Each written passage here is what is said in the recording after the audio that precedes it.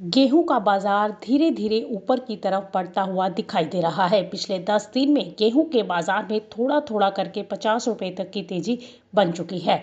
बाजार भाव अभी भी सरकारी समर्थन मूल्य से ऊपर चल रहे हैं। दरअसल पिछले साल सितंबर महीने में ही गेहूं के भाव 3000 के ऊपर निकले थे। फिलहाल सरकार ने ओएमएसएस के तहत स्टॉक की बिक्री तो शुरू नहीं की है, लेकिन गेहूं पर स्टॉक सीमा और सख्त कर दी है ताकि त्योहारी सीजन में दामों पर कंट्रोल किया जा सके।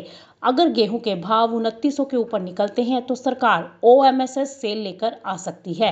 दरअसल मिलर्स लगातार सरकार से चोकर का निर्यात खोलने की मांग कर रहे थे और सरकार ने सैद्धांतिक मंजूरी देते हुए व्हीट ब्रांड निर्यात की अनुमति देने का फैसला ले लिया है, जिसमें लाइसेंस प्रणाली लागू होगी और प्रति लाइसेंस 1000 टन तक के शिपमेंट की फिलहाल इजाजत दी जाएगी। और वहीं निर्यात की अवधि 1 साल तक रहेगी और कुल आवंटित मात्रा का 70% पूरा करने के बाद नया लाइसेंस मिलेगा। घरेलू बाजार में चोकर की कीमत बहुत नीचे आ चुकी है। ऐसे में निर्यात खुलने से फ्लोर मिलर्स को राहत मिली है, जिसके चलते ये सुधार देखने को मिला है। आपको बता दें कि गेहूं की मिलिंग से निकलने वाला लगभग 30% हिस्सा चोकर होता है। वैश्विक स्तर पर भी स्थिति फिलहाल बदलती हुई दिखाई दे रही है, क्योंकि यूरोपियन संघ में गेहूं उत्पादन बढ़ने से वहां आयात घटकर 60 से 62 लाख टन पर सिमटने का अनुमान है। वहीं टैरिफ कोटा की वापसी और उत्पादन बढ़ोतरी से यूरोपीय बाजार यूक्रेन के लिए सिकुड़ गया है, जिससे उसे एशिया और अफ्रीका जैसे परंपरागत बाजारों में नए खरीदार खोजने होंगे।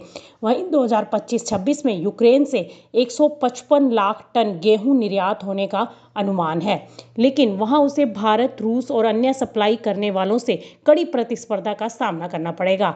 आने वाले दिनों में त्योहारी सीजन की खपत और अंतर्राष्ट्रीय बाजार की स्थिति को देखते हुए अगर सरकार की तरफ से कोई हस्तक्षेप नहीं होता है तो कीमतों में गिरावट की कोई भी गुंजाइश नहीं दिखाई दे रही, बल्कि उम्मीद की जा रही है कि गेहूं की कीमतें 2900 के आंकड़े को पार कर सकती हैं।